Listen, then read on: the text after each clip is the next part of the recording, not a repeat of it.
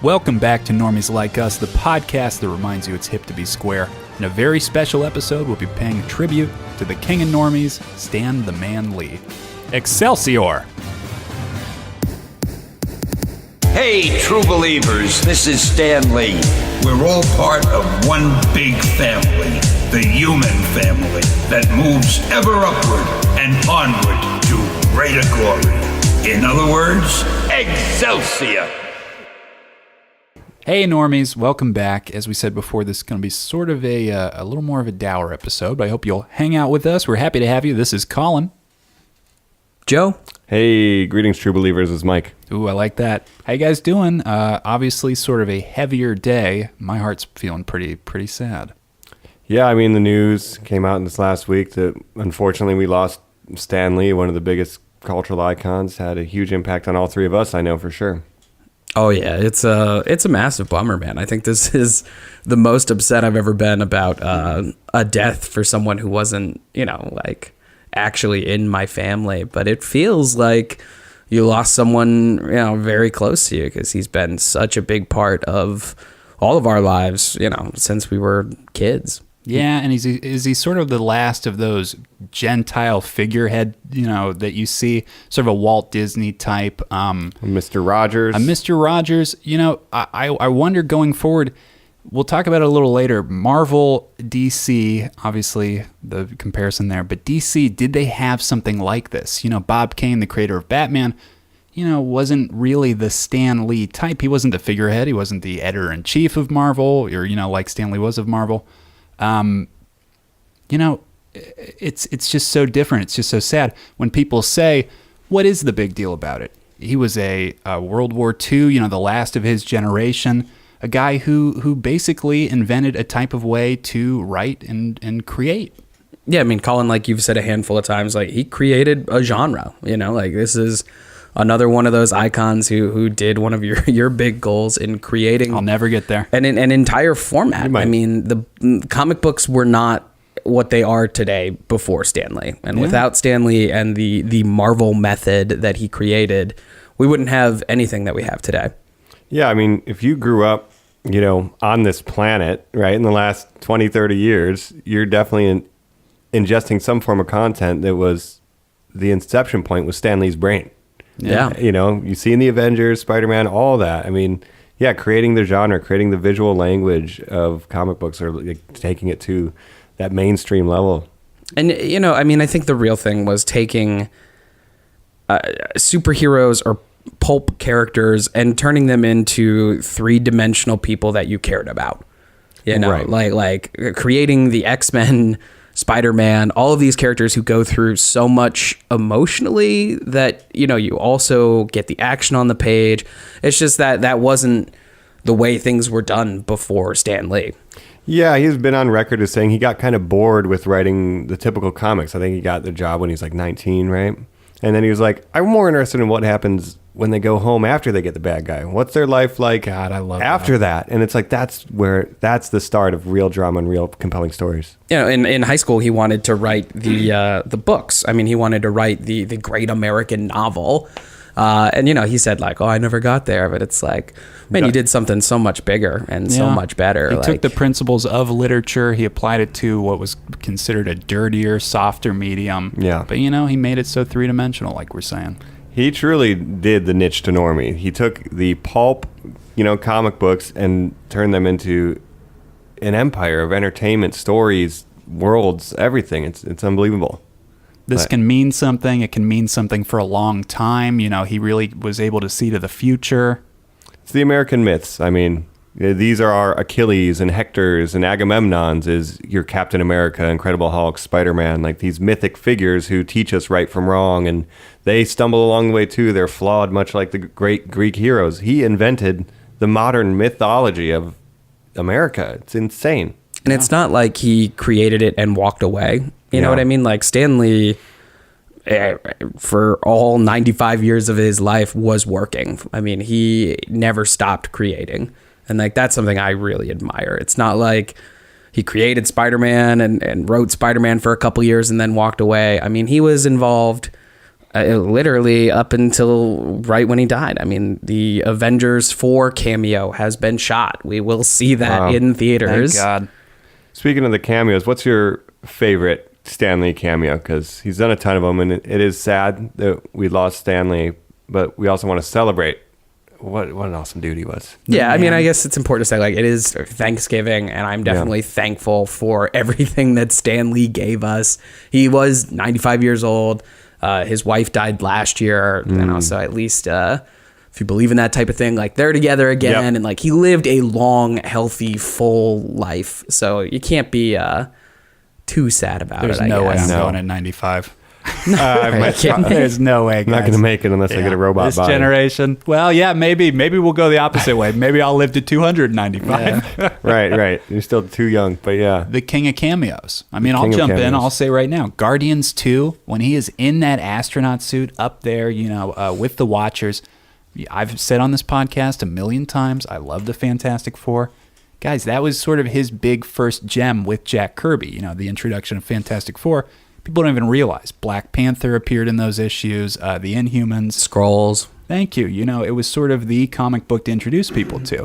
When it crossed over with Spider-Man, it was a bigger deal that Spider-Man, this young punk, got to appear on Fantastic Four. Yeah. No offense. So to see him with the Watchers, that wasn't possible. I had no idea that could happen. Well, we didn't even know that the legality of that could happen at the time because basically I think what it boiled down to is they could have the Watchers, but they could not call one of them Uatu, who is the main Watcher. Yeah. Ridiculous. Yeah, which is just like crazy, rights issues. I think, is it Sony or Fox that owned them at the time? It was Fox. Yeah, so we got them back now. Yeah.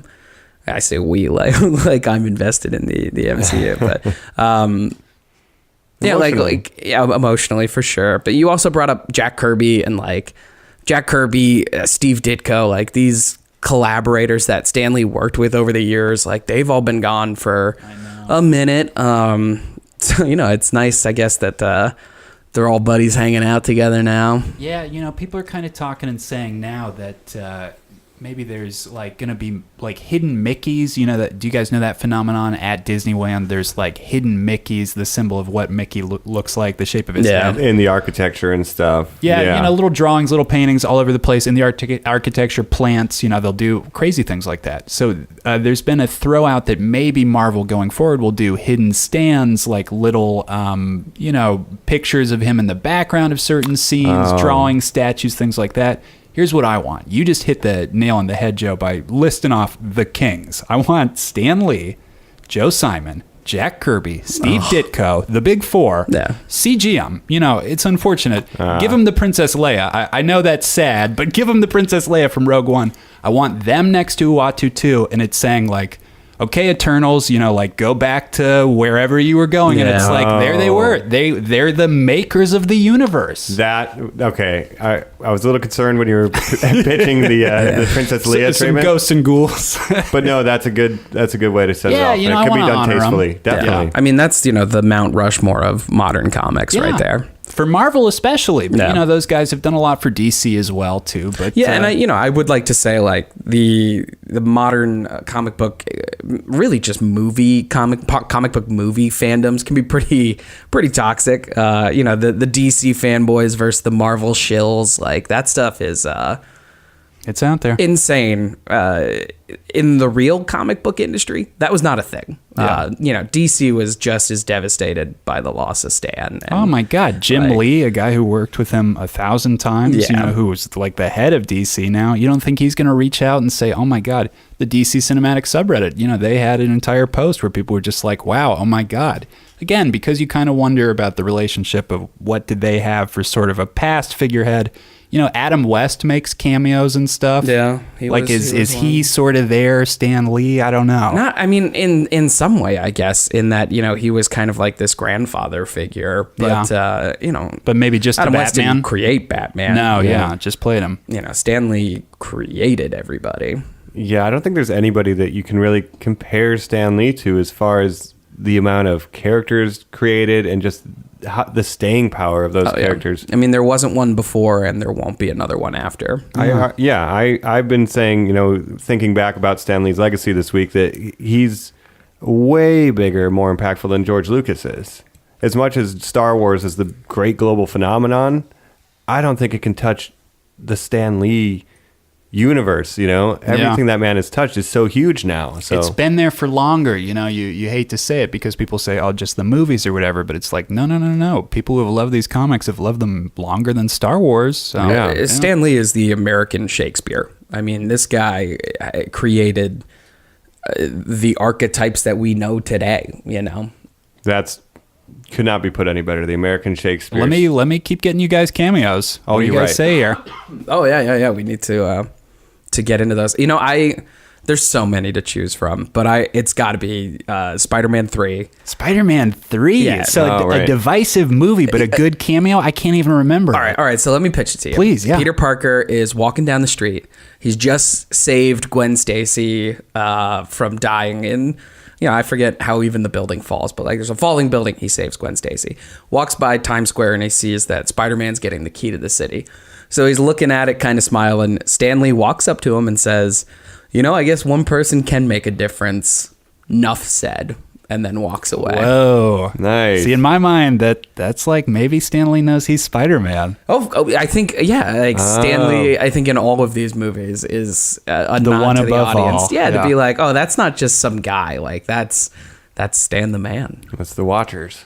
And, Nuff said is like one of the, Excelsior, True Believers. Yeah. Nuff said, these are, the lines of the man, Yeah, let's say Excelsior, above all, is what it means. Rise up above all, stuff like that. The New in York Latin. State motto. Oh, really? Yeah. Wow. Which is, he's a Jewish kid growing up in New York. Yeah. That's why he loved it. Yeah, and that must be why he adapted it, right? And, to end all of his statements with that, to end it with Nuff said, do you guys know what a no prize is? A no prize. A no prize. Joe, do you know what a no prize is? No. Yeah, go ahead. Yeah. Thank you. I will explain. A no prize, Mike, is, sometimes at the end, as the editor, he would editorialize and, answer some fan letters at the end. And sometimes people would write in and say, well, as we mentioned in our Spider-Man episode, go back and listen to, in the first issue of Spider-Man, you call him Peter Pecker, or, you mess up his last name. Piper, I think. Or Peter Piper. Something like that. And he's like, oh, great. Palmer. Thank you. Peter Palmer. Thank you, Joe. Oh, thank you so much for writing in. I really appreciate that. Guess what? You win a no prize. I'm going to send my no prize right to you. Send me your address. I'll get you your no prize right away. And he would just very sarcastically bat people away. But it became a badge of honor. George R.R. Martin wrote in and got a no prize. Really? Yeah. Yeah, so these were part of the bulletin bullpen, where Stan would have Stan's soapbox, where I think it was from 64 to 2002. Oh, my God. For over 3 decades. Jeez. He would write these editorials at the end of the mags to just be like, thanks for reading. Racism is bad. Bigotry is bad. Be good to each other. Yeah. And engage with the audience in a way that no one else in the comic book industry was doing. I mean, it was and I think this is why he's such an important figure, is because he really made you feel like you were his grandkid or his friend or, his he is mentee. my grandfather. Oh. I should say. Yeah. I'm going to inherit all that money. Well, my uncle works at Nintendo, so. Oh, shit. Mike's got the inside scoop. Yeah. But yeah, Stan's soapboxes, the bulletin bullpens, the no prizes, this stuff was revolutionary. He was just an innovator. Exactly. Yeah. Besides his creative talent, also there's his charisma, and just his heart, to want to make the world better, even through something that seems as simple as comic books, Yeah. Stan Lee is my favorite Marvel character. That's a great way to point, put it. Yeah, you say charisma. He's a guy who in pitch meetings where people would be pitching him would pitch them 6 or 7 ideas. Wow, that's funny. I mean, he was just a little machine. Mike. Yeah. Favorite cameo. My favorite Stan Lee cameo is probably the first time I saw what he looked like was in Mallrats. Oh, Mallrats shit. is such a good That's one. great. That's a good one. Now, that's an interesting time period. You guys like the beard, Stan Lee? Yeah, so this is I like the mustache. I like the mustache. 70s Stanley Oh, yeah. the most, I think. I mean, that's the man. yeah, that's when he was like fucking king of New Yeah, York, dude. basically. Yeah. But I like the late 90s Stanley, like growing into that, like the dad bod before yeah, the dad beard's bod. cool. You know what, Joe? That 70s Stan, I bet when Donald Trump looks in the mirror, that is what he sees himself as. Oh, like the 100%, king yeah. of New Oh, York. yeah, definitely. No, I love that. The Mallrats one where he's giving Brody the advice, but really It's he just funny, got paid dude. to do it. Yeah. Until Green Goblin showed up and pumpkin bombed the hell out of him. Yeah. I mean, is that the orig? Was Kevin Smith just out there being like, look, I got to pay respect to the king? There's a bunch of like weird ones where, like not even Marvel movies that he just shows up in because he's friends with people in the industry. And like they were like, oh, you mean so much to me. Will you be a cab driver in this real quick? My honorable mention is there was a E3 when he came on the stage with Hideo Kojima and he was dressed up as old Revolver Ocelot. What? Yeah, Stanley was out to like. Was he a Metal Gear fan? It was, he was doing either a Game Award show or an announcement at E3 and he had the old Ocelot outfit and he came out with his glasses. It was. Whoa, I could totally see that, but that's Yeah. insane. Wow. Oh, you know what other one I really love?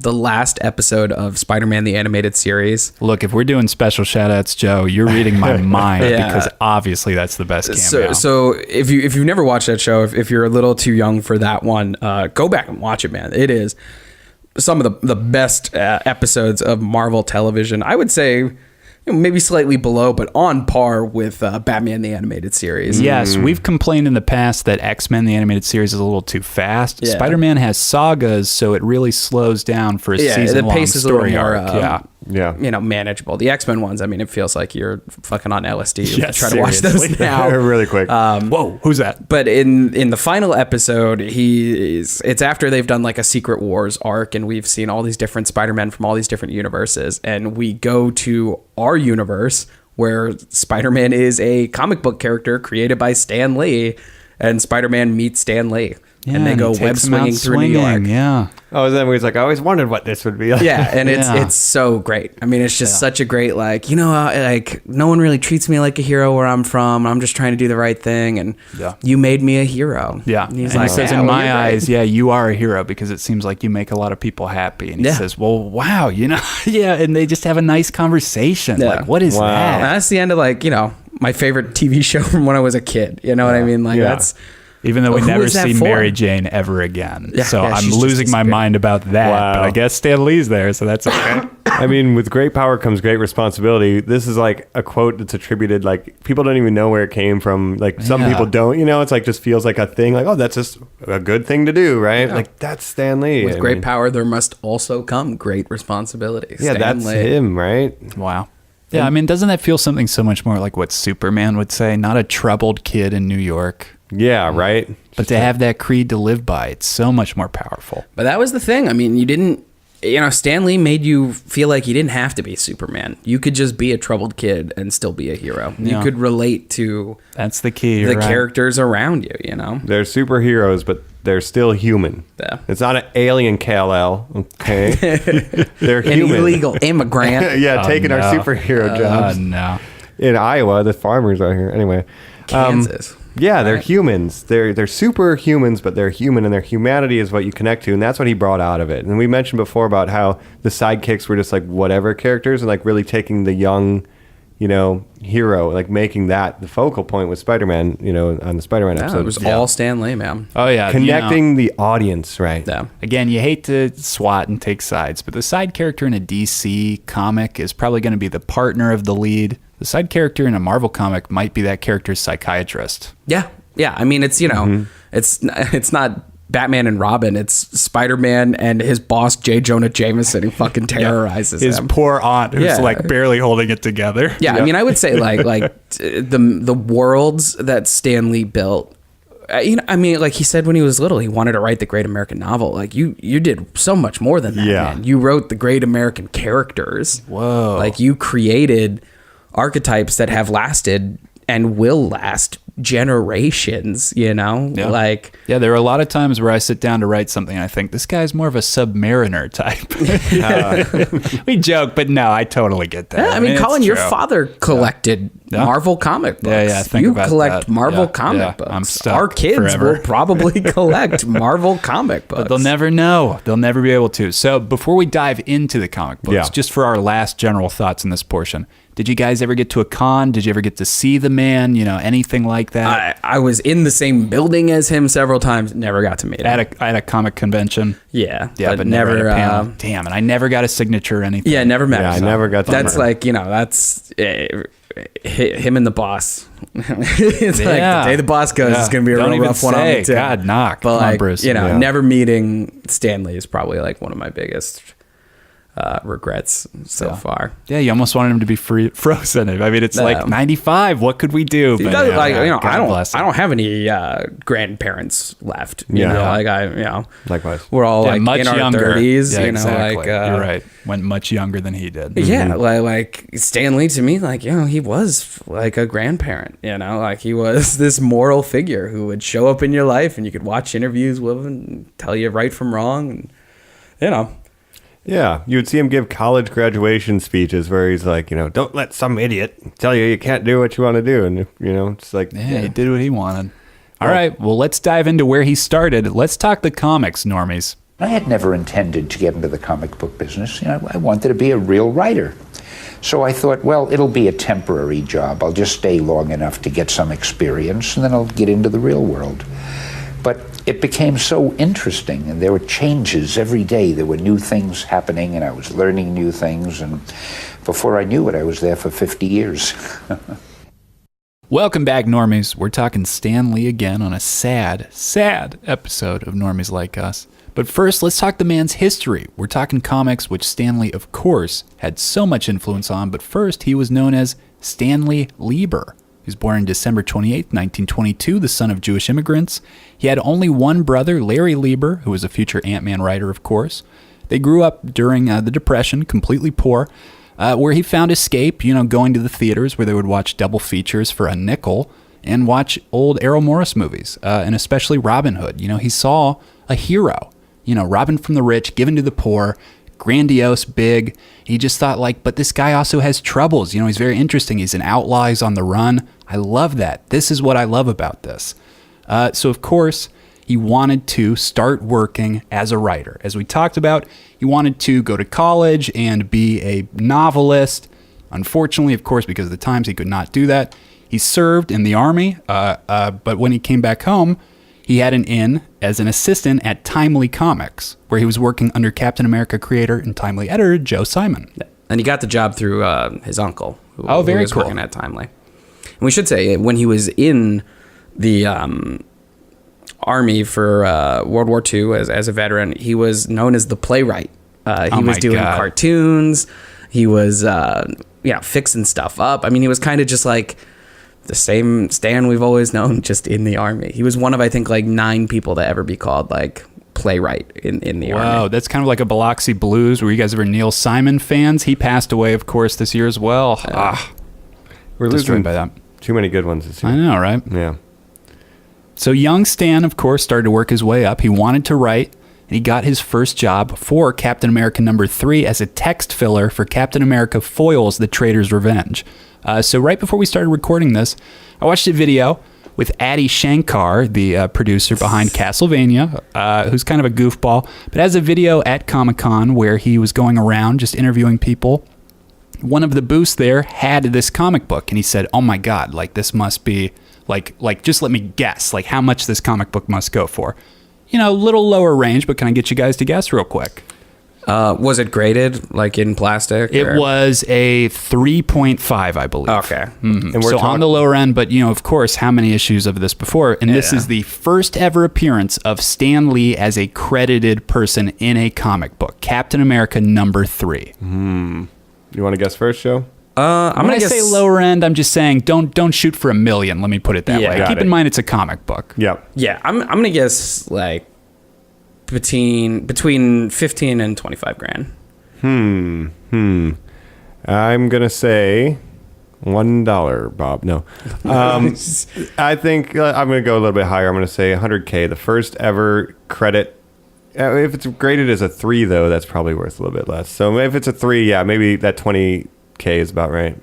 Guys thinking in that range? I'm going to say a little higher, but not as high as Mike was going. Guys, it was $45,000, which is pretty damn good, if you think about it again, for just a comic book, but again, for a 3.5. But the first appearance of Stan, and again, he's just doing the letter filling. So he's not even writing anything there. I think that's so cool and so interesting. Yeah. He went on from there, of course, Joe Simon and Jack Kirby, who were partners. And these are older guys. Mike, as you said before, he gets back, he's 19 years old when he's essentially getting these jobs. Jack Kirby and Joe Simon have falling out. Joe Simon leaves. He's no longer with Timely Comics. Stan Lee thinks, I can do this. I can take over as editor. He steps in at 19 years old and starts working with his partner, Jack Kirby, who's in his 40s. Yeah. Yeah, I think, at the time, there was no Marvel. There was no, the comics industry was not what it is today. So for a 19-year-old to just be like, yeah, I'll do that job. You got the gumption, it's going to happen for you. Let me say this, for a 19-year-old to have that job and for his work to hold up as well as it does, let alone the stand of time, but the fact that it is under the microscope to the point of, he didn't know that they were going to be making these movies 60 years later, that followed his work to the T, well, we need to do this and incorporate this. Yeah. Guys, I was just hoping people would read this, and pay the nickel for it that week. Yeah. Yeah. It was not, the legacy of eventually they're going to make a $20 billion franchise. Absolutely not. Yeah. The way that creators think now and kids, it's so interesting that we really do shoot for the moon before really even thinking about how the rocket takes off. And Stan Lee, he was on the earth. He had a level head on his shoulder. But I think it's because of people like Stan Lee who make it look so effortless, man. This guy was like, a showman. Yeah, that we can all be big dreamers. Yeah, if Stan can do it, you can do it, is really how it always felt like when you watch him talk about it. Even in his 90s, he's so excited about the work he's doing. Yeah, he has that passion and that energy, and he was always coming up with new stuff, even till the end. He would always be like, I finally came up with a new power. You're gonna and you're like, you'd be so excited to tell you about this. He's like, I never thought about it before, and it's like, okay, he's still coming up with ideas, and man, it's crazy. Just I want to live life with as much vigor as he did, basically, right? I think that's the key to happiness, man. He lived to 95 just on pure passion. Yeah, and look at the list here. We're talking Fantastic Four, Daredevil, Inhumans, Black Panther, Ant-Man, X-Men, Avengers, Spider-Man. It's crazy. Yeah, and let's talk. So that's a list right out the get-go. Think about the diversity featured in those characters. You have teens who are outsiders. You have a blind lawyer. Mm-hmm. It's good that he represented lawyers in a positive light. Yeah. So you got the first handicapped hero as well. People with disabilities. How about outsiders? The first real African American or black superhero. Mm-hmm. How about astronauts against the Red Scare? That's the original reason that Fantastic Four went into space. Yeah, that's true. And then we figure out what a gamma ray definitely is not. But space race, it's a cool word. Let's run with it. But he creates a really Mike, I'm so desperate universe. to be hit by a ray from space. Yeah. you think it'll happen for me though, right? Well, once we get the Elon Musk rocket ship, yeah, that's how. Then we can go up to the stratosphere, upper atmosphere, and we'll hopefully catch a ray. And you got other characters like Hulk and Jekyll and Hyde stories. He's just pulling everything. Yeah, Hulk was his version of Frankenstein and Jekyll and Hyde mashed up. Yeah, and a guy with a temper. So let me say this just real quick. Joe, obviously sitting here in a Spider-Man shirt. I'm not going to ask everybody's favorites, because what are you going to say? It's Spidey. Spider-Man. Forever, But out of these guys created in the 1960s, do you guys just have anything that's your favorite thing that just stands out of any of these characters? Joe, I know that you love Daredevil as a Catholic. Yeah, that's just a dumb. It's just a weird, insane fact about Daredevil that he's running around with all that guilt. Yeah, it's the character development, man. It's taken first of all, Daredevil and Spider-Man are two of my favorite superheroes, both created by Stan Lee. But the supporting cast, Foggy Nelson, his best friend, Yep. you know, who's helping him out, and he can't tell him that, like, yeah, I might be blind, but like I can do a lot. I know what's going on. You know, a the character that Catholic eventually guilt. passes away in the comics from cancer, Mike. Yeah. Wow. Like, how real is that? Yeah, that's pretty grounded. And, you know, I mean, like the Aunt May, Uncle Ben, Spider-Man relationship. Like these, Yeah. And not these even characters are so real. Yeah, like, oh, it's not your 2.5 kids white picket fence. It's like, oh, he lives with his aunt and his uncle. And Yeah, his like, parents died in a plane crash. They're poor. Yeah, like picking up these non-prototypical like situations that real people deal with and applying that to a superhero. I personally just love the X-Men. I love the Xavier School for Gifted Youngsters. It's the original Hogwarts. It's such a cool Yeah. idea. I was like, isn't I it? wanted to go there, you know? Like, what's my power? Wait a minute. This weirdo owns a mansion. Yeah. And if you get a special invitation because you are special, you join a team of freaks who save the world. Yeah. Like, and fucking they'll come on. teach you how to be even more badass. Like, that's great. Yeah. That's Hogwarts, man. Yeah, you might end up falling in love with like a girl who's like part squid, though. So roll the dice on that. I mean, also We're all like equal here. the idea of the Avengers, man. Yeah. He brought Captain America back From the dead. From World War II era, literally. Yeah, Look, we like don't own from this Timely anymore. Comics Yeah. to Marvel. I mean, like he was like, oh, you know what? I love Captain America. I'm bringing that motherfucker back. Is that the original crossover? Yeah, I mean, it absolutely was. That- I mean, I guess you'd have to check the dates to see which came first. Shazam? Is that what you're thinking about? Shazam and also Fantastic Four and Black Panther. Like you'd have to check those dates. If you guys know the answers, hit us up on social media. us Yeah, please do. Here's a really dumb one. I like that the Hulk is green. Oh, yeah? Like, I like that he's a monster. Like, I know that he started out as gray. I don't know if you guys know Yeah, this, gray but of Hulk. course, because of the cost of ink, he could not stay gray. Green, 1,000,000 times cheaper. Okay, I'll just make him like a crazy looking monster. Yeah, he's just a green monster. He's just cool. Do you know why he developed Thor? Oh, no. Why? Because he wanted someone who was stronger than Hulk. And the only one who could be stronger than the strongest there is was a god. Wow, let me that get totally the makes sense. Norse mythology. Hold on. in here. Let me crack out my book here. Yeah, and bring in Thor to He's the just mix. going through. Yeah. My horse in Red Dead is named Thor right now. Oh, that's so cool. So anyway, a little toss. Is he in there. blonde? He's got white hair, yeah. Long Very flowing, just cool. like a good Thor. Not short hair Thor. Get that out of here. I like Thor, short hair Thor. All right. I just like Chris Hemsworth. No, That's it's all. trash. I like long hair. Yeah. Long hair, don't care. I mean, there's so much fun stuff. I love Ant-Man.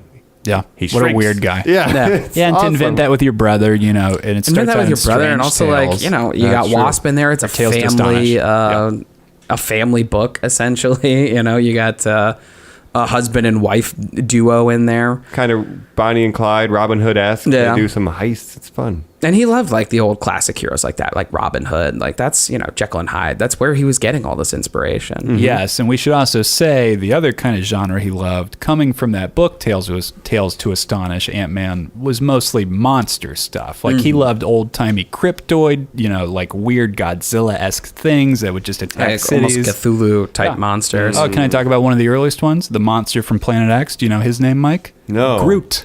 Oh, really? Isn't that cool? Way before That's you know, right. Way the Groot we early. know today. Yeah. Wow. Doctor Strange, when he was creating Doctor Strange, he was like, you know, magicians, they always say things like abracadabra. I didn't want any of that.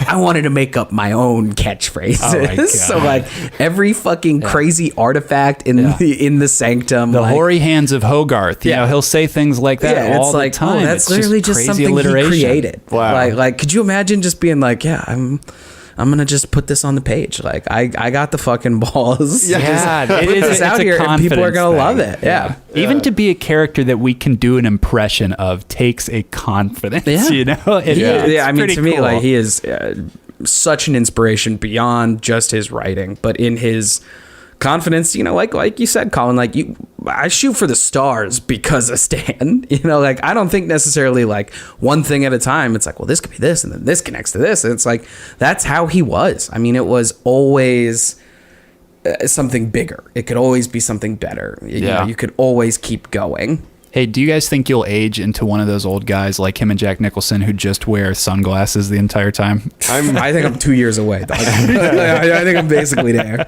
I'm hoping so, yeah. I think that'd be a pretty cool look. Just rock the shades 24/7. Yeah. No.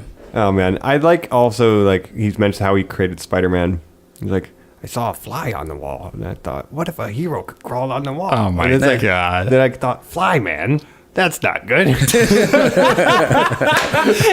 you have to give it, like, it is silly that we're like, it's dumb that they came up with that idea. I mean, but nobody else had that idea yet. So I don't wonderful. know. Like, you think about it, like, that's... Put it into print. It's a story like your grandfather would tell you. You know, Yeah. it's like, so I was at the horse races, and I was Yeah. thinking, Yeah. that guy's pretty fast. Like, And the horse was named Flash. Right? yeah, I was like, oh, I'll call him Flash. Yeah. It's like, you know, Yeah. it just, I don't know, man. He's just, Character, man. it's so much more than just a guy who wrote comic books. He's got the shine. He's got the shine. Yeah. Yeah. It just seemed like such a shock. I don't know about you guys, but I was just so blown away. Even at 95. Can you imagine being shocked that somebody passed away at 95? It was Veterans Day. I had the day off work. I woke up to use the restroom. I was like, oh, I'll check Twitter real quick. Saw the news. Uh-oh. Went and laid down in bed. I was like, it's too early to wake Cassie up to be like, hey, I'm sad. I'm grieving right now. Yeah, but like, I just sat in bed for like 20 minutes and Yeah. just really sad. Just really, really sad. It's terrible. It's really unfortunate. You know, he was here before we were, and you know, maybe he's like, oh, he'll be here after. He's No. felt like such like It did feel an that way. a eternal cornerstone, figure. an eternal figure, Yeah. and his legacy will continue. You know, and that's what I was really thinking about when I heard the news too, and it was like, just close your eyes. Everything that's popular now is stuff that he had a hand in, and that's it. I mean, I always thought I'd meet him too. I was just convinced In the one back day, of your like, mind, yeah, me like too. I would just be walking down the street and he'd be like, Joe, and I'd be like, oh, hey, Stan. Oh, Stan. Right. Yeah. Stan, everybody else can see you, right? Yeah. Oh. Yeah, maybe that'll be what it's like when When we do when I finally do meet him, yeah. you're gonna start writing a lot more interesting comics, and then Yeah. I'm like, where are you getting these ideas? And my buddy Yeah. Stanley's Yeah. Ghost. By the glasses of Stan. You found the glasses, and that gives you the power to, yeah. Does anybody have any negatives? I'll tell you, I've got one thing, and it's just I hate the name Silver Surfer. I just cannot understand how anybody could have ever gotten there. I can jump on board, pun intended, surfboard. With that, I think I don't get why a guy would surf through space. I just don't get It's it. I think just that's so very crazy. weird. Yeah. And that's, he makes that like joke the in Defenders book where he's like, okay, well, I'll put Hulk together with the Silver Surfer and Doctor Strange. Yeah. It's like, how the and, fuck does and any of that make Namor. sense? And you're like, Namor. these guys were all, I don't want to say losers, but And it's like, they that's weren't the king of exactly Atlantis selling. with a wizard and Hulk, who I think goes by Fix-It in that book sometimes for a while. Mr. Fix-It, yeah. I think it's like you do your fantasy draft, and then like all the good players are gone. He's like, well, I got to put a team together. With This is my flex. Like, that's exactly what it's My like. flex. That's so perfect. we were talking about flexing earlier today too. Yeah. Anyway. We're flexing on it. How did I get stuck with these guys? Yeah, sometimes you would do that stuff. In the past, I kind of did Takes used to guts. look down on like adapting something like Thor, but they made it their own. The Jack Kirby look of Thor is its own. We saw that in Ragnarok. Yeah, that whole what's the Isengard, right? Yeah. That's Lord of the Rings. Is Oh, that Asgard? Asgard, yeah. Sorry, they're not taking the Hobbit side. Asgard, like the whole look of that with the Rainbow Road and Yeah, in Riverdale. River Fenrir. No, it's really dope. And yeah, I used to think Thor was kind of lame too, but like Yeah. after seeing it in the movies, not Dark World, but like especially Ragnarok and stuff, like it totally works, and it's a unique look. Thor with the 3 metal circles on his gear, like it's pretty iconic. And Yeah, I wish we got the helmet back. yeah. Now, I mean, I'll tell you what I admire the most about Stan Lee, though. This was a man who is the most important figure in comic book history. Not an artist. Could not draw all that well. Yeah, That's true. I always think of, are you guys Smiths fans? I always think of Morrissey not being able to play any instruments, Yeah. but just being like a weird singer. But like that to me means the world. Yeah. Because I cannot draw. Yeah. And Yeah. it's like, well, Stan Lee couldn't draw. He got by just fine. His so. mind could just see beyond it. yeah, he couldn't draw, but he had these great ideas. But you got to give credit to where credit's due to the people who did end up drawing these heroes and stuff, because it's a visual medium. So And he also worked with like we said, the Steve Ditko's, the Jack Kirby's, the John Ramadas, like the best artists of all time. yeah, and creating the most iconic looks, the most lasting teams, everything. I love yellow and blue on the X-Men. Let's go. Yeah, man. And just the weird colors. You know, like I said with Hulk, the greens and the purples. He had the spectrum. You got America represented with Captain America and Spider-Man. It's great. Yeah. Yeah, why is Spider-Man red and blue? That's a great question. That is. Have you guys ever seen a red and blue spider? Only in the movie. Yeah. The one that bit him. Another thing, in an interview, he talked about the Spider-Man costume a little bit, and it wasn't intentional. Like, he doesn't try to say it was intentional, but he loves Spider-Man's costume, and that meant so much to him because it covers head to toe. So whether you were white, black, Asian, Latino, like if you were watching that, you could imagine yourself as Spider-Man because you weren't seeing white skin. Yeah. I lock eyes with Batman. I know he's a white dude. Yeah. Yeah. That lower jaw. He was like, I'm not trying to claim it was intentional, but that's kind of why he's always held a special part to me, because anybody could be Spider-Man. Spider-Man was his son. Can we talk about that? Yeah. Peter Parker probably was, Stanley probably was Uncle Ben. Yeah. I mean, it's sad. I'm real sad about it. And now we need to ponder what, great power, great responsibility with our own Uncle Ben and Stanley passing, right? Yeah. Kind of, maybe now it's our turn to be Peter. Yeah, truly, if I do see a red and blue spider, this might be dangerous because I'm definitely going to let it bite me. Oh, yeah. It's like, crawl on up. There's just going to be a huge influx of spider bites at hospitals. Following his death. I love you, Stan. I'm so sick. No. All right, Picking up every hammer I see. I'm running in front of gamma rays. Yeah, I just go to Home Depot. I spend hours just trying to pick them all Hey, up. dentist, leave this x-ray on. Yeah. All right, normies. We've been talking about the comics. Let's jump into the movies. Obviously, we had a big influence on the world. We already talked cameos, but let's knock it out of the park with the films featuring a Stan Lee. Right now, when you think back to the creation of those and what they've become on the big screen, do you still get a kick out of watching them? Still get a kick. I love it. I can't see enough of them. And to think that these characters I was working with on a printed page with artists now are on the screen, and they're big hits, and they can't make enough of them. We have new characters we want to do. We have sequels we have to do. There aren't enough hours in the day. We're back, normies. We're talking movies featuring Stan Lee. So as we mentioned before, we have our favorite cameos. We have some tops and bottoms there. But how about this? Go online, guys. We'll post the link. You can just search on YouTube all the MCU cameos. There's 8-minute videos for that, or 10-minute videos for just every film featuring Stan Lee, if you want to go out there to that as well. But let's talk generals. But first, what do you guys feels the most like a Marvel Stan Lee movie? I would say Spider-Man 2. Yeah, I mean, Spider-Man 2 looks exactly like it did off the page. Exactly. It's kind of hard to say it's not Spider-Man 2. I'd give Ragnarok some credit because it looks like a Jack Kirby book. Yes. And Jack Kirby and Stan Lee worked so closely, like that cameo we didn't talk about where he's the hairdresser who cuts Thor's locks. What a cool, that's right. What a cool outfit he's that wearing outfit in that. is, Yeah. that looks straight out of a Kirby book. Can you imagine being 95 and being dressed up in that and being cool with it? I mean, what bet a he good loved it. Oh, he sport loved it. too. Yeah, I know. I love the way he talked about the movies too, because he used to say like, when I watch them, I don't really watch them thinking like, oh, I created that character. I just get wrapped up in the story. Yes. Which is like, to love what you do so much that like watching a movie about it is just like, yeah, I love it, man. It's like, And bring it back to the story. Yeah. Right? Man, that's great. Well, let me defend Spider-Man 2 real quick. It's exactly what you just said, Joe. Talk about stripped from the page. So I'm thinking about the Spider-Man No More scene where he's walking away from the suit in the trash can, if you guys remember that as well. We get the flipping effect as that's happening as scene transitions. We get voiceover. That's the text that Stan's writing. It hits all these perfect elements. It captures the character perfectly. It has so much inner turmoil. I mean, that's Stan. yeah. And even the look of Doc Ock. like Doc Ock with the trench coat and like those are straight out of first appearances. Yeah. And the Mary Jane drama in that, like that last scene where he's got the doc that he's holding up essentially. He's just The says, ripped face. "This is really heavy." Oh, my yeah. God.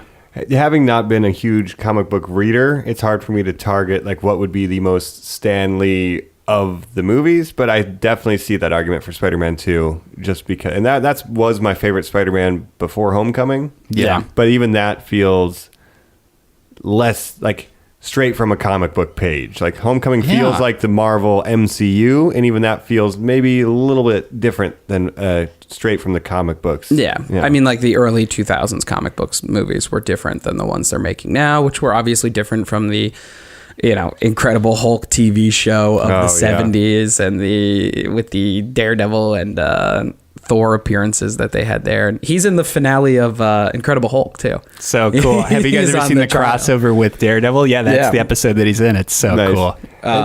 They haven't all been hits though. We're thinking about the Marvel legacy, right? Basically, the MCU. That's huge, but like there was a lot of weird. Like even the Incredible Hulk show was kind of weird. He didn't like the Spider-Man show that they made because they cut out all like the actual Spider-Man parts. He did like the man. Japanese version though. Oh, Spider-Man. Yeah, Spider-Man Spider-Man with got the leopard on. Stanley stamp of approval because he thought the special effects were so cool. Yeah. He was like, I've never seen anything like that. Go back and listen to our Captain America episode. Obviously, those bad made-for-TV movies and just very low-budget yeah. films. Like, never forget, guys, that they did, unfortunately, Marvel did go bankrupt. And that was because, again, if we're talking flaws of Stan, he's not a money guy. He has money managers now who he would just say yes to and like 1,000 things like that. But as far as managing a company... Yeah. And there was, some legality issues following the first release of Sam Raimi's Spider-Man. Like, Stan Lee sued Marvel to get back pay for Spider-Man, basically, because he Wow. was not paid for that movie. Oh. I did not even know that. I know I've seen some interviews where he's like, yeah, do I regret anything? No. Were there some mistakes? We all make mistakes. I'm not a business guy. Maybe I could have copyrighted some of the characters that I made and it would have made more money, but I'm not a businessman. I'm a creative guy, and for that I have no regrets, and I love what I've done, So he kind of admits that maybe he can be a little short-sighted on the business end, but that's not his gift. No. Right. No. So they did go bankrupt at one point to bring it back around. They got rid of some of their rights, and Yeah. that's where we get some of the crazier films and sort of the lower budget stuff. But Stan still loved it. He still stood by it. Even the Nick Fury, David Hasselhoff yeah.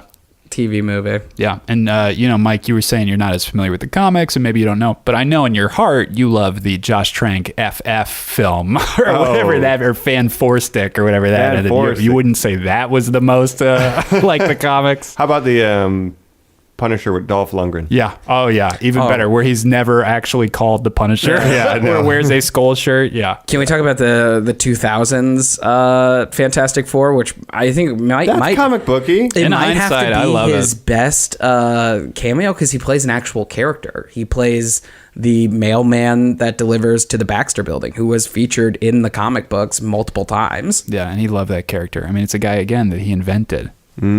So cool.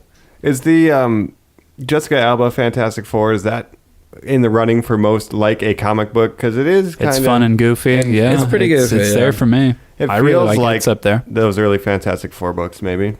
I think Spider-Man 2 is definitely... Yeah, I mean, Spider-Man 2, I think, is one of the best comic book movies of all time. Yeah, and it unfortunately, feels we so much can't like say Stan Lee. something like X-Men because, those first few BS films with the black leather and stuff, that's not really what he was writing. No, and that doesn't, they're all old. It wasn't really about, like, the teenage drama. Like, they were all, in their 30s. And if we're talking like a Stan Lee version of that, it would be maybe even more like First Class, but not even that. Like, we would want the Beast with the weird skull cap and like that look, Angel and Giant feet. Yeah, like that would be like, and we get close to that with Spider-Man 2, that version of that, so. Yeah, is that going to be our Marvel going forward? How is the MCU going to honor Stan with these characters going forward? These characters that they're just picking up. Do you think it's going to be closer to those first iterations that he's doing? Do you think it'll be like more down the line, like the 2000s versions of the X-Men? I the mean, New I hope we Mutants? see stuff that's more aligned with what Stan did. We get X-Men orientation.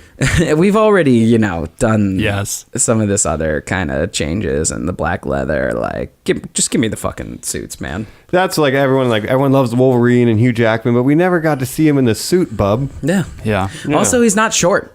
Like Yeah. And just like a brick house, like wide. Bob Hoskins almost played. Which would have made more sense. Yeah, but which to me, would like, not have I been would have great. fucking loved that, man. That would have been really a lot different marketing. Well, hold on. The guy who thinks Super Mario's the best video game movie of all time would have liked Bob I love Hoskins. Bob Hoskins. How much does Hoskins pay you, man? Nothing. He's dead, dog. He's sad. He's Now another one of my heroes. Now I'm sad again.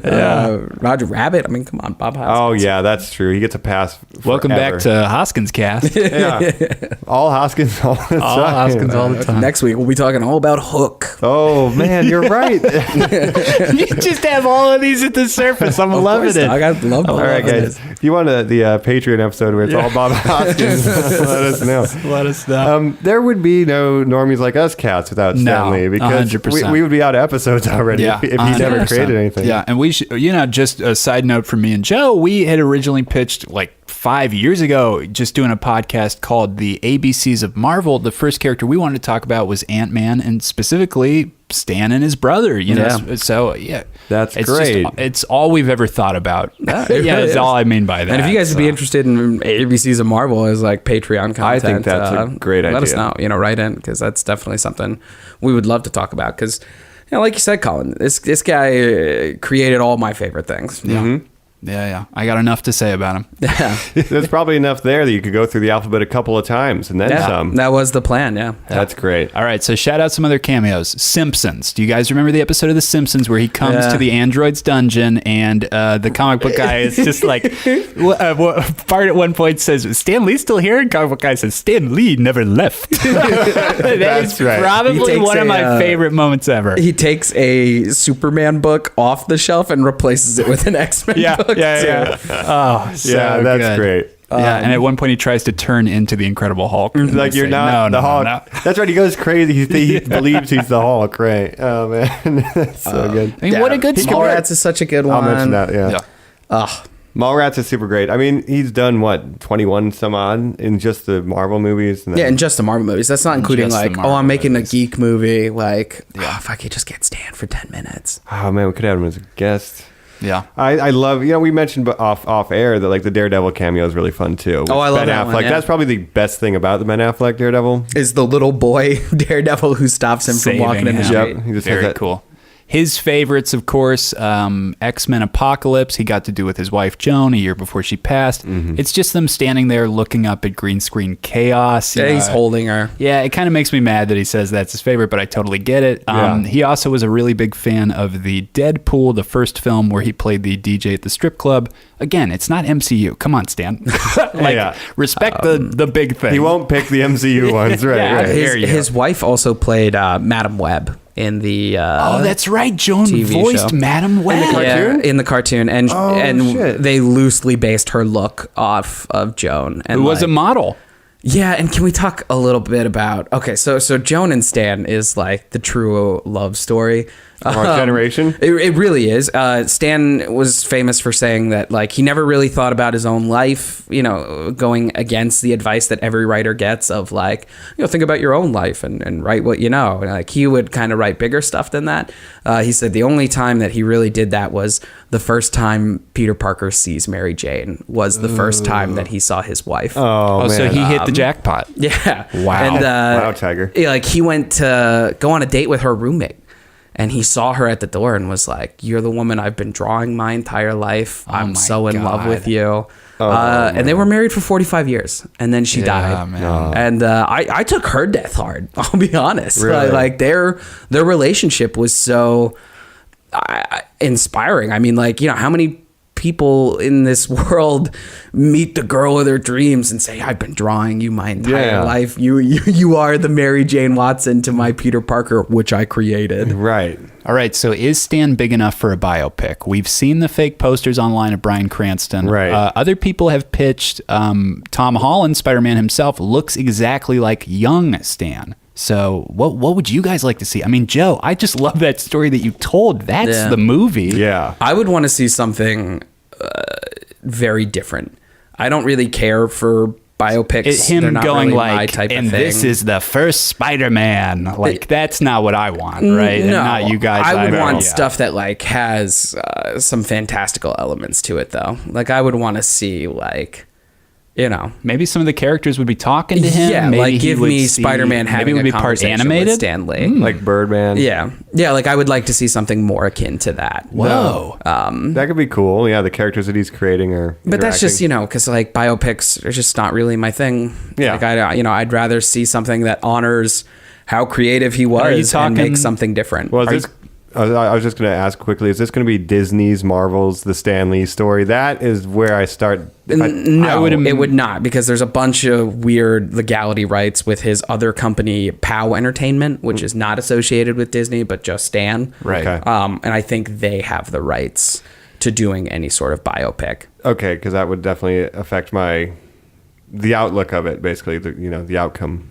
Well, then, in my mind, it's Kevin Smith. Yeah. Kevin Smith directs it. It's a Netflix original movie. Oh my God, POW, Yeah. puts up some of the money, they put up some of the rest. Is he in what you were just saying, when he's seeing these other things, is he Bryan Cranston's age? Is he a little younger there? What's your sort of age range for actors that you're looking at? I mean, I would want to see 70s. okay, whoa. I would do it like No, Boyhood. like Oh, Stan yeah, I'm in sorry. the Okay. 70s. I would want it set I in was the gonna 70s. say, wow, what an end of life pick. We're getting No, the and I would Mallrats. want it to be basically like you've created all this stuff, and like maybe you'd see like childhood stuff as well. But I would want to see Stan at the height of Stan. He would be watching scenes of his life in my mind too, Yeah. and maybe they would even look like comic books at certain points, or he would pick up. I think it would have to be something weird. wildly creative and something entirely different.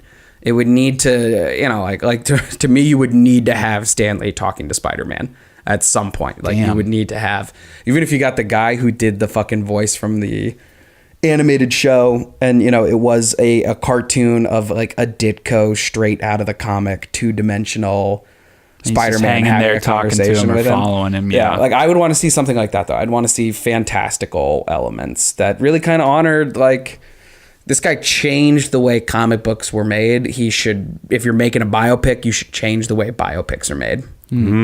I've said this a lot on this podcast. That is the coolest thing I've ever heard. I think that is a great fucking idea, dude. Yeah, I think Well, that's hire us, excellent. pal. Please. Yeah. You do it like Boyhood, where you have not a whole act, but like 19-year-old, height of his power, Stanley, during the bankruptcy, then the resurgence. Oh, Yeah, you're I mean, talking. I would You're see talking it a all, 3-act sure. Apple film that Steve Jobs filmed. Yeah. Something like that. Yeah. But then with those, I think that would be cool. But for me, like you would have to have fantastical elements. Absolutely. Like I would want to see him in a boardroom pitching Spider-Man while whoever is playing Stanley is going through the origin of Spider-Man over voiceover. You know what I mean? Like Yeah. stuff like you'd really have to go out there.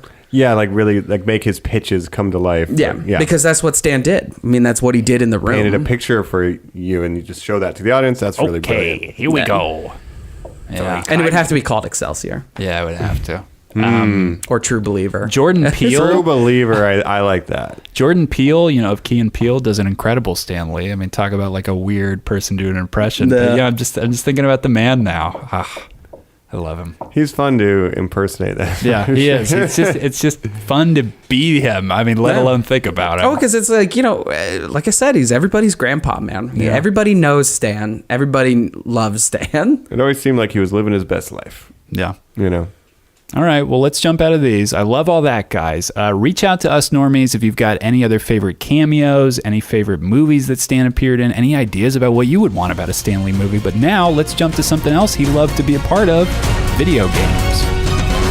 I played it and it is sensational. As you move, the characters on screen move. If I go like that, I can have Spider-Man go like that, or Captain America, or whomever it is. So you really get a chance not only to play the character, but in a sense to be the character. You can do it online, you can do it any way at all. Thank you, true believers. If I may say so. Excelsior!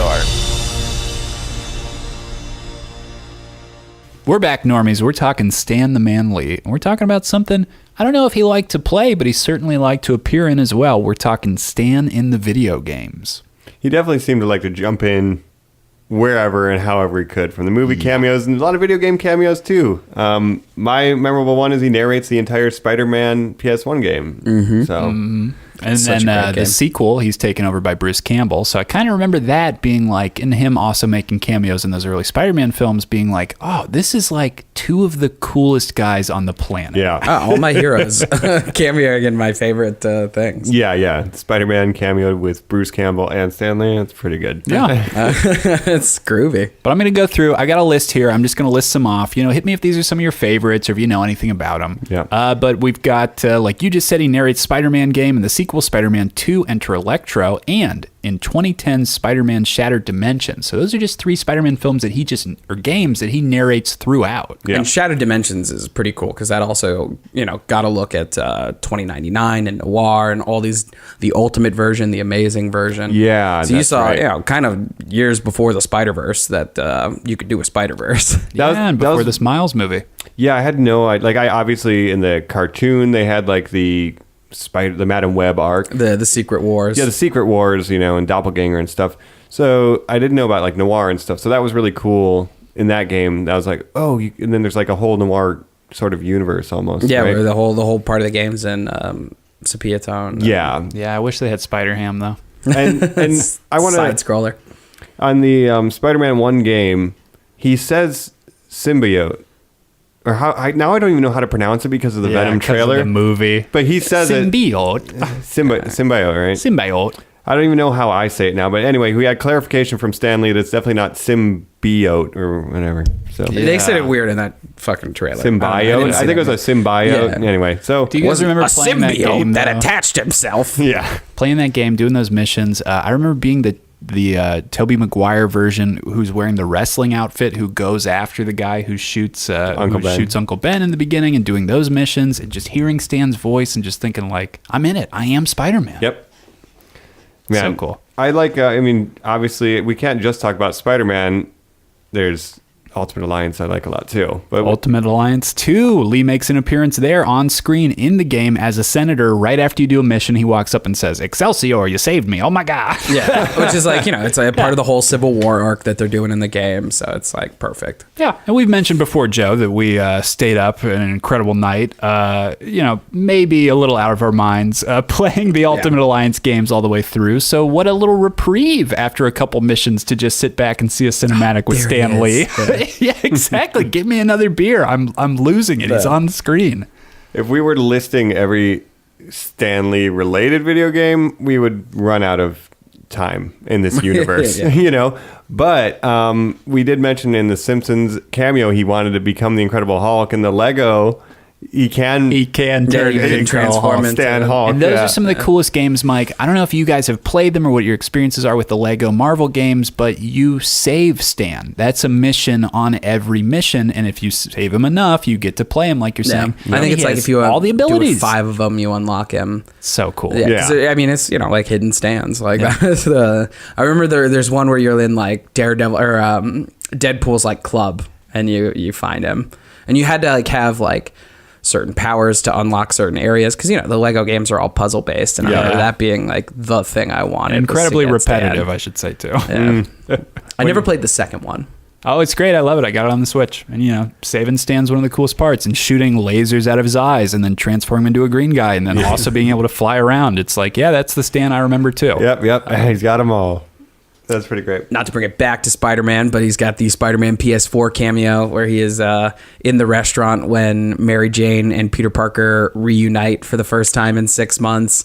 And he goes, "You two are always my favorite." Oh, you did? Like, They're my favorite too, Stan. Do you guys remember the games where you play with him as a skin for Spider-Man so he can actually See, I swing never around? played those because those were the Amazing Spider-Man tie-ins, the Andrew Garfield movie ones. Never played those.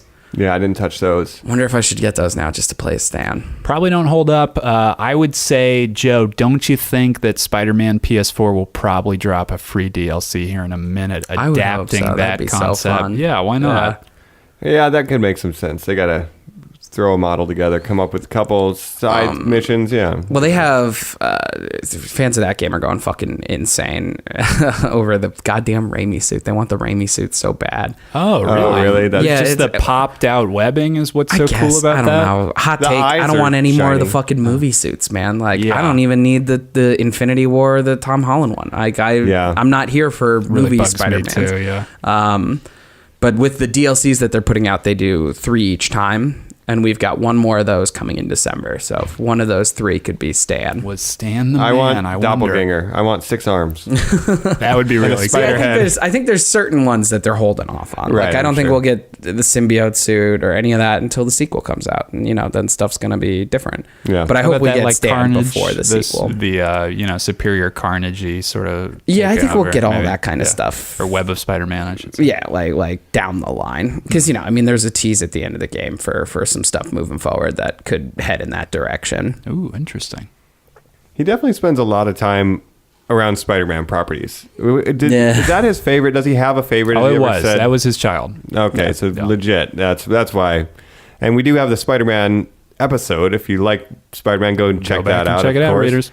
Yeah. I think Ultimate Alliance is my favorite. I need to say that again. I feel like we should all play it because I played it with my cousins. You I guys love talked that about game it. so Or if they much. come out with another one, that's I have it on my gaming PC. I have a version of it. Get Because us it's kind of some hard to news. track down now. Yeah. Like, I think, Colin, don't we have a 360 disc, though? We have a 360 version of it that does not come with the DLC. That is what's hard to track down. That Yeah. might be the only way we could play 4-player, though. you got to install it outside. Physical media, kids. We had it at one point. All physical media. Games Yeah. were on discs. Nothing was on the cloud. Yeah, I mean, I think wasn't the first Ultimate Alliance on Xbox just Xbox? It was Yes, before because it was 360, also on the right? Wii as well. Yeah.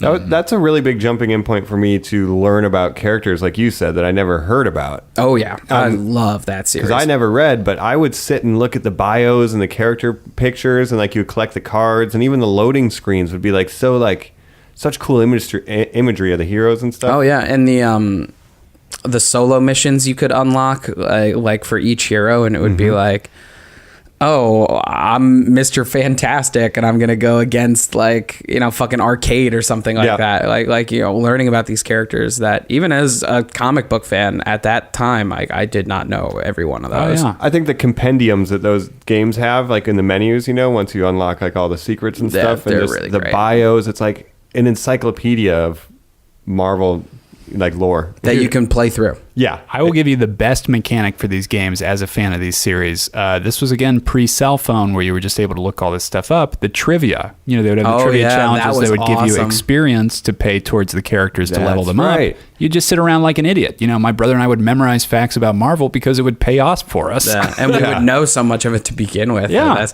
that's funny. Like I said, I have it on the gaming PC. I did that for like an hour the first just day. I speed got round it. Why not? Because it was like, well, I Oh. know I can just get all these. My these characters are XP level 40 points. now. Yeah. yeah. That's probably my favorite Marvel video game still to this day. I mean, I know Joe's big on Spider-Man. it's up Spider-Man there, man. PS4 is Yeah. really hard to beat, but I think the first Ultimate Alliance is also way up there as one of my favorite video games of all time. Colin, Guys, Squaresoft, we're waiting to hear about this Oh, yeah, Avengers yeah, yeah. game. When is That that is coming? going to be my favorite video game. Yeah. I don't need to answer this, Mike. I can see the future and make it be an Ultimate Alliance game. Absolutely. Call it Marvel Alliance, whatever. Marvel Avengers Alliance. Dude, done. You're branding it to the Triple A movies. You're game branding for it to a everything AAA else. title. Yeah. Exactly. And just pump the fucking money into it. And guess what? We're all going to fucking buy it. So knock it out of the park. You guys like the ARPG style, the top down. You want it to be like that, a Diablo-esque. I mean, I like it for games what like those Marvel are. Ultimate Alliance because it's, you want to be Spider-Man, you want to be Nightcrawler, you want to be Captain Yeah. America, Iron Man. Like, it's not just an Avengers game; it's a Marvel game. No, I hate MMOs set in the Marvel universe, which they've tried to do a couple times Yeah. because guess what? I'm none of the people that I like. yeah. No, I think the Diablo dungeon crawler ARPG is perfect because it's easy for the multiplayer too for people Yeah. to jump in. Yes. It's easy to understand the controls, and the progression feels good as long as it's paced properly. Like, oh, now I got a cool new web swing power. I can Hulk smash better. Oh, Like, and it was it's really so great. cool to like, the second game doesn't do it, but in the first one, if you say you're doing a level and you want the Fantastic Four, you get bonuses for putting the Fantastic Four together. The whole roster. Or, like for me, New Avengers was a lineup I would always have. Cap, Spidey, Wolverine, and Yes, Thor, yes. Iron Man. You always get bonuses for like XP and stuff for those lineups. It's so cool. Yeah, like building real teams. Yeah. Defenders you could do because the Steam one, I don't think it's on the store anymore, unfortunately. But when I got it, like it comes with all the DLC. So you get Doom? Like, I got that's Doom, what I'm after. Venom, Wow. Hulk, everybody. Bullshit. Unlocked right Bullshit. away too. It's pretty fucking great. Come on, Xbox Live or whatever was in charge of that. Give me that DLC For back. some reason, I think they've been pulled from everything now. And it might be in anticipation of this new game. Maybe they're like, oh, well, we got to pull these off so people aren't like, it's just a remake of this. Fucking fingers crossed. If you guys have any news about this Square Enix Avengers game, if you guys hear anything, be sure and tweet us out. We want to know as soon as you know. Yeah. Because we are waiting with bated breath for this Yeah, one. because we might just be coming up on E3 again. Which Yeah. is, it's interesting. PlayStation's not going. They're not going at all. No. So they do you guys said, fuck think you. that is the future? Nintendo does their tree houses. Yeah. PlayStation now says, well, we're just going to do our own platform. Why would we pay all that money to rent out our own stage? Is that the future? I guess so. It makes me sad, though. Marvel's skipping Comic-Con a couple years because they got D23 at Disney. I mean, these things sometimes get too big for their britches, This feels like we went from the studio system to more normal movie distribution to streaming, and now because of that we're going back to the studio system, and so like we're separating everything in games too. Like, all right, Nintendo, we're not going to go to your E3, and neither will Sony, and you know what, HBO, we'll just have our own service, and maybe Warner Brothers will have its own service, and DC, like everything's now just going to be in-house. We'll have our own con with our own people. I don't know. I mean, think about like these Disney streaming services that are coming with, again, Stan properties. We got a Bucky Falcon team up show. Both characters. I don't think Bucky was necessarily created by Stan, but perfected by Stan. Mm-hmm. And Falcon was created by Stan as well for a introduction of a race relations in the 70s. I'm happy that you're saying that the rights are wrapped up because I could really see that streaming service being a cash grab for a bio about Stan. Yeah. Yeah. No, to my understanding, Power Entertainment has the first dibs to a Stan biopic. Well, Yeah. can you imagine they send out those box like Loot Crate? Can you imagine that box? The one that's going to come out after Stan. It's just going to be cool memorabilia. Yeah. That's true. I don't hands even on that, I'll have to fans. buy some sort of Stan signature. I've never bought one because I always was like, well, I'm going to meet him one day. Well, now I know Christmas is around the corner. So Well, let me ask you guys this: Was he So send it, Normies. Was he Yeah. cremated or buried? Because we could make that dream come true. I will get a comic down there. We'll put the Sharpie in his hands. oh no. I don't like that. No. All right. You guys thinking we should wrap this up? Yeah, I think. I think so. Any final thoughts on the video games? Yeah. Yeah, he just had he did voice work and stuff. I don't think he was a huge gamer, but he definitely embraced that side of his legacy, and supported. He seemed always excited, and he did a lot of voiceover work and had fun Here's with the it. thing. I mean, he was never going to yell at a medium. He was an artist. He was a creator. He was never going to say something was lesser. If he did that, people would say, "Look what you came from." To me, it makes sense that he would embrace video games because he embraced things way before way ahead of their times all the time. That was his legacy, was being ahead of the fucking game. Yeah, it's funny to hear him talk about even the movies before we transition here. It's like, they didn't have all the bells and whistles that they do these days. But so he's very aware of wow, technology really has come a long way, and I think he's excited to see that stuff. So even from the video game side, I'm sure when he saw Maximum Carnage on the Genesis too, Oh my Spider-Man God. PS4, he's like, oh my God, Yeah, I think in his lifetime. What the wow? I just saw a fly on the wall, and now it's this. It's great. It's crazy. Wow. So, yeah. Thanks, Stan Lee, for some great creations and games. Yeah, all right, normies. We're going to hit the wrap up. I think whatever you do, you should do what you most want to do and what you're best at. Too many people don't really do what their heart's desire is, but they try to do something else because they think, well, it'll be easy to get a job or to make money. And if that happens, then when you're doing it, you feel like you're working.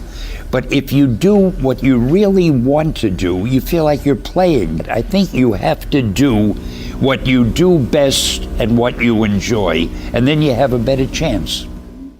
All right, Normies, we're back. We're talking Stan Lee, and we're wrapping it up here today. Thank you for going on this journey with us. I hope it wasn't too emotional, although we're certainly all feeling it here. Final thoughts, guys? Yeah, it's a major loss. I mean, it hurts a lot, even though he was 95 years old and lived a full and healthy life. I'm positive he was looking into freezing or something. He must have been. I'm sure he Yeah. wanted to see where it was all going to go. I bet. Yeah, I mean, he never stopped. You know what I mean? Like, he was someone who just he worked until the day he died, and that is something I admire so much. That means the world to me. I wrote a little piece, a thank you note, a love letter to Stan the Man for Geeks Worldwide. I can throw the link in there. There's a quote that I used from him in there that I want to read, because I think, it says something about his legacy. A few years ago, he was asked about retirement, and he said, "When you retire, you have a chance to do all of the things you've wanted to do. I've been doing all the things I've always wanted to do. I've always wanted to be involved with entertaining people.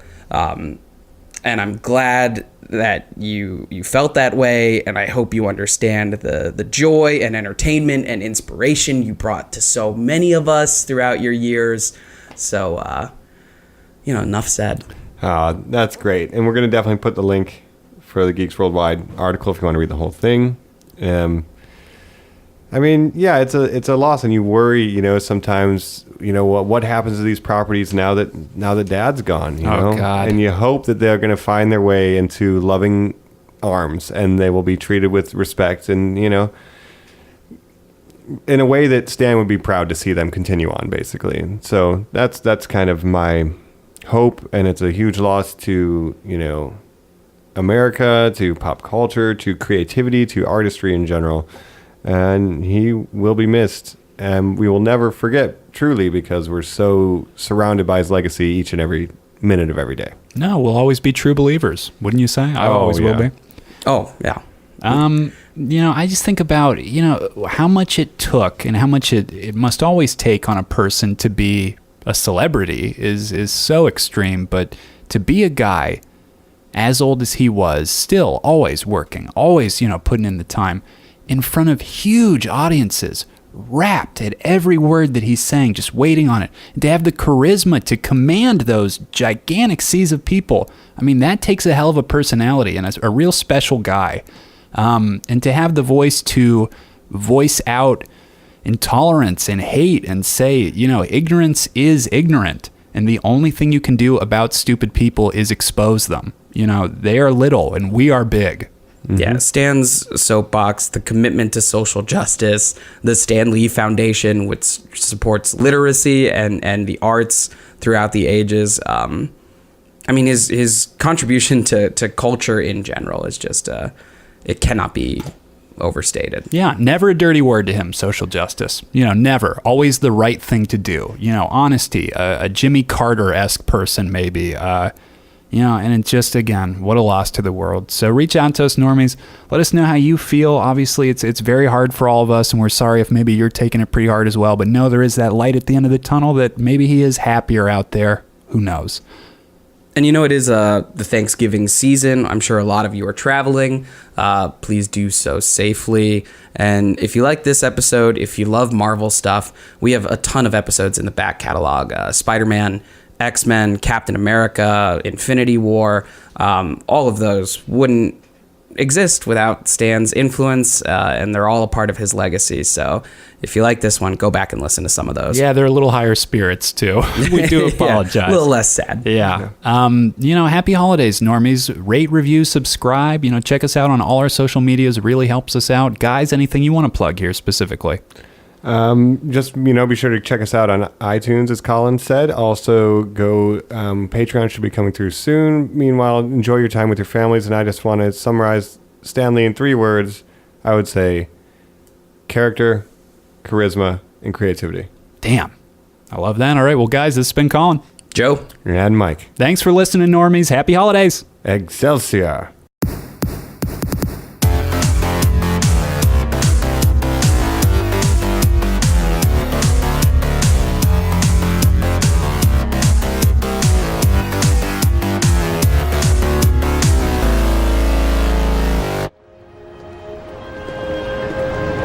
You know, I guess one person can make a difference.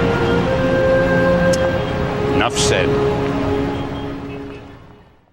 Thanks for listening, Normies. We'd really appreciate an iTunes review, like, share, and subscribe on your podcatcher of choice. Catch you next week. Tweak. Tweak. Tweak. Tweak. Tweak. Tweak. Tweak. Tweak.